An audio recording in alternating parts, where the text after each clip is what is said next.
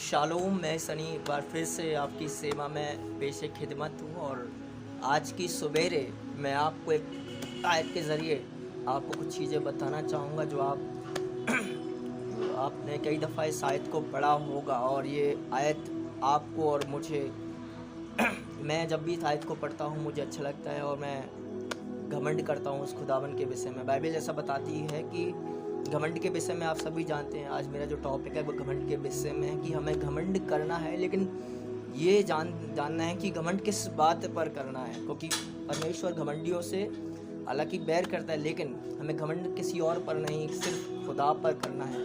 अगर आप पहला कुरिन्थियों और उसका पहला बाब और उसकी 31वीं आयत आप पढ़ेंगे तो वहाँ पर इस प्रकार से मरकूम है या लिखा हुआ है कि कोई घमंड करे तो इस बात पर करे कि वो खुदा को जानता है या प्रभु में घमंड करे। कोई घमंड करे तो प्रभु में घमंड करे। आपको और मुझे घमंड करना है तो आसमान के खुदा पर घमंड करना है। बाइबल में एक शख्स है जिसके तीन शख्स हैं जो कि दानियल के फ्रेंड हुआ करते थे, दोस्त हुआ करते थे। मैं बात कर रहा हूँ सदरक, मेशक और अबेदनगो के विषय में। यदि आप दानियल 3रा बाब और उसकी 17वीं और 18वीं आयत पढ़ेंगे, वहाँ पर 3रे बाब में पढ़ेंगे तो वहाँ पर इस बात का जिक्र है जब दानियल के 3 मित्र सदरक, मेशक और अबेदनग जो है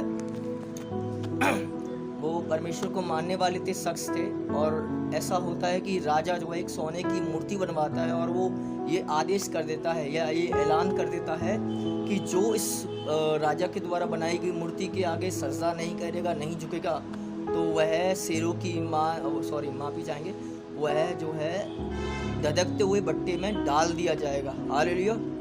और ये बात सदरक, मेशक, अबेदनगो तक भी पहुंची और उन्होंने इस बात को नहीं माना। उन्होंने कहा कि हम तो सिर्फ खुदा की ही बात करेंगे। और एक शख्स के बारे में, एक राजा का एक खास आदमी था जिनको ये मालूम पड़ गया कि सदरक, मेशक, अबेदनग तेरे मूर्ति के आगे नहीं झुकते। उन्होंने इस राजा से चुगली की है, राजा जिस मूर्ति को तूने बनवाया है उस मूर्ति को, तेरे आदेश को फॉलो नहीं किया जा रहा और 3 लोग हैं सदरक, मेशक और अबेदनग, उस मूर्ति को सजदा नहीं करते। तो राजा ने हुक्म दिया, आदेश दिया और उनको बुलवाया। ये वाक्य बाकी आप अच्छे से जानते हैं, आपने पढ़ा भी होगा। उनको बुलवाया गया और उनसे कहा गया कि तुम जानबूझकर ऐसा करते हो या अनजाने में तुमसे गलती हुई है। अगर अनजाने में तुमसे गलती हुई है तो तुम अभी भी अपने गुनाह को मान सकते हो और मेरी जो सोने की मूर्ति बनाई गई है उसके आगे तुम सजदा करो। और ये बात सुनकर सदरक, मेशक, अबेदनगो का जवाब, बहुत ही प्यारा जवाब उन्होंने दिया। उन्होंने कहा कि ए राजा, हमें तुझे जवाब देना ज़रूरी नहीं समझता, क्योंकि जिस खुदा की हम इबादत करते हैं, उन्होंने घमंड किया आसमान के खुदा। उन्होंने कहा जिस खुदा की हम इबादत करते हैं वो हमें आग के धधकते हुए भट्टे से भी निकालने की कुव्वत और सामर्थ रखता है और हम इस मूर्ति के आगे सजदा नहीं करेंगे, चाहे तू हमें आग के भट्टे में क्यों ही ना डाल दे। कई दफ़ा आपके और मेरे सामने भी ऐसी दिक्कतें या मुसीबत आ सकती है या आई होंगी, लेकिन आपको और मुझको सिर्फ आसमान के खुदा पर घमंड करना है, उसी पर भरोसा रखना है। उन्होंने कहा ए बादशाह कि अगर चाहे तू हमें इस आग के भट्टे में क्यों ही ना डाले तो भी हम इस मूर्ति के आगे सजदा नहीं करेंगे, नहीं झुकेंगे, क्योंकि जिस खुदा की इबादत करते हैं वो हमें आग के भट्टे से भी निकालने की कुव्वत और सामर्थ रखता है। हालेलुया। और उन्होंने कहा अगर वो ना भी बचाए तो भी हम इस मूर्ति के आगे सजदा नहीं करेंगे। कई दफ़ा और देन आगे का जिक्र आप अच्छे से जानते हैं, उन्हें शेरों की मान में डाला गया। उससे पहले क्या होता है कि राजा गुस्से में आ जाता है, राजा को बहुत गुस्सा आता है और वो अपने मंत्रियों को हुक्म देता है कि भट्टे को 7 गुना और गर्म किया जाए या धधकाया जाए। और वो धधकाते हैं और ऐसा बताया जाता है कि बहुत गर्म था, क्योंकि बाइबल में ऐसा बताती है कि उस भट्टे को इतना गर्म किया गया था कि जो सदरक, मेशक, अबेदनगो को जो लोग डाल रहे थे, जो सिपाही डाल रहे थे, वो भी जलकर खाक हो गए या जल गए उससे, और उनको बांधा गया और आग के भट्टे में डाल दिया गया। और जब डालते हैं तो कुछ ही देर बाद राजा देखता है और कहता है और राजा अपने सिपाहियों से कहता है क्या हमने भट्टे में 3 लोग नहीं डाले थे, ये चौथा कौन है? और वो ऐसा बताती है बाइबल कि वो 4 लोग जो है इस तरह से टहल रहे थे जैसे कि किसी पार्क में घूम रहे हो। हालेलुया। मैं आपको इसी आयत के ज़रिए आपको उत्साहित करना चाहूँगा। जब आप और हम अपना भरोसा या अपना ईमान खुदा पर रखते हैं, जैसे दाऊद कहता है किसी को रथों पर और किसी को घोड़ों पर भरोसा है, लेकिन मुझे तो सिर्फ आसमानी खुदा पर भरोसा है। आपको और मुझे ईमान भरोसा सिर्फ खुदा पर रखना है। आपको घमंड करना है तो सिर्फ प्रभु में घमंड करना है, क्योंकि वो आपको जानता है और वो आपको हर मुसीबत से बचाए रखता है। चाहे वो दरकता हुआ भट्टा हो या शेरों की ईमान हो, उससे भी आपको बचाने की कुव्वत रखता है। अगर आपके सामने भी एक सा मंजर आ जाए तो आपको घबराना नहीं है।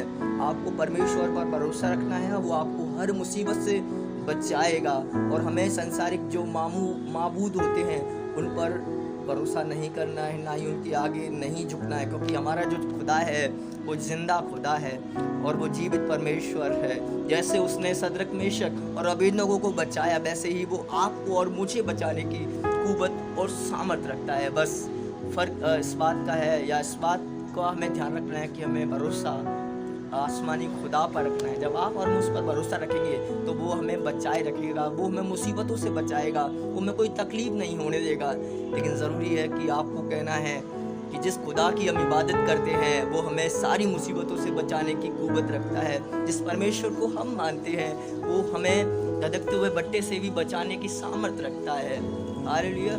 सो आपको और मुझे भरोसा सदरक, मेशक, अबेदनगो की तरह रखना है। हमें आसमानी खुदा पर भरोसा रखना है जो और ऐसा भी लिखा हुआ है, अगर आप उसको डीपली पढ़ेंगे तो वहाँ पर ऐसा लिखा हुआ है कि जब सदरक, मेशक, अबेदनगो को डाला गया उसमें तो उनके बाल, एक भी बाल नहीं जला था उनका, ना ही वो सॉक्स पहने थे, ना ही उनका एक सॉक्स जला हुआ था, कुछ भी नहीं जला था। जब परमेश्वर आपके साथ होता है, जब आपके परमेश्वर आपके साथ होता है तो आपको कोई भी परेशानी नहीं हो देता। हो सकता है आप दिक्कतों में तो जाएंगे, हो सकता है आप समस्याओं में तो जाएंगे, लेकिन जिंदा खुदा आपको कोई चोट नहीं आने देगा, आपको संभाल रखेगा।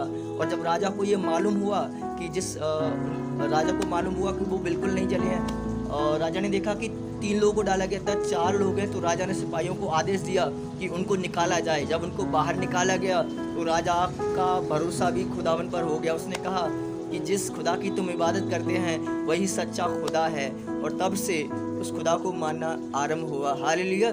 और बाइबल ऐसा भी बताती है कि जब आपका भरोसा मजबूत होगा खुदा पर तो आपके विश्वास के ज़रिए बाकी लोग, संसार के लोग भी आप विश्वास में आ जाएंगे। लेकिन ज़रूरी ये है कि पहले आपका और मेरा ईमान जो है मजबूत होना चाहिए। आपका और मेरा घमंड सिर्फ खुदा पर होना चाहिए, प्रभु में घमंड होना चाहिए। हालेलुया। तो यकीनन मैं उम्मीद करता हूँ कि आप इस आयत के ज़रिए या इस वाक्या के ज़रिए आप आशीषित हुए होंगे। और अगर भविष्य में भी आपके साथ ऐसी कुछ होता है या ऐसा समस्या आपके साथ आती है, ऐसा मंजर आपके सामने आता है, तो आपको और मुझे सिर्फ आसमान के खुदा पर भरोसा रखना है, उस पर ईमान रखना है। वो ज़रूर आपको बचाएगा और आपको मुसीबतों में आपको चोट नहीं आने देगा। हालेलुया। तो सबको जय मसीह की। हम मिलते हैं एक और नेक्स्ट वीडियो में। सबको जय मसीह की। Praise God.